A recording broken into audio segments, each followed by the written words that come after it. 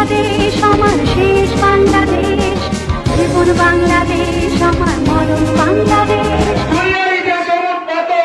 কেউ কোনদিন দেখেছে কিনা আমি জানি না। কুস্তির পাও কোনা বৃদ্ধ আমার বইটা একটা পাও পাই কোনা বাংলাদেশে বুঝতে পাবেন না।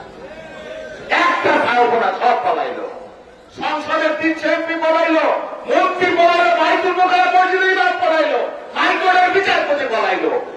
কি আখেরি বলানিটা দিল বল? এখন ফুটুল ফাটুর আল দেন। আমরা তো বসে আছি, আসবেন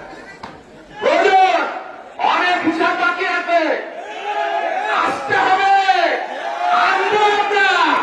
আপনি কবে আসবেন তার জন্য বসে নাই, বহু হিসাব বাকি আছে। দিনে দিনে বহু বাড়ি আছে যে না শোধিত হইবে দিন। এত সহজ না। 17 বছর লড়াই করেছি, বুক চিতিয়ে যুদ্ধ করেছি, জীবন বাঁচিয়ে মৃত্যু ভয় করি নাই। বড় বড় কথা কইছেন 3 দিন আগে হাসিনা পালায় না, আর 3 দিন পরেই পালার পালা। ওইসব আওয়াজ মাওয়াজ দিয়ে লাভ নাই। আমরা করতে পারি। আমরা নেতা ছিলাম, আমার মন নাই।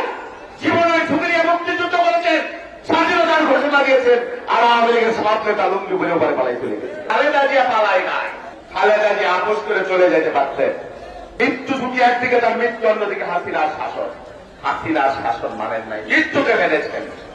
অতএব আওয়াজ কম করো, ডায়লগ কম মারো প্রিয়।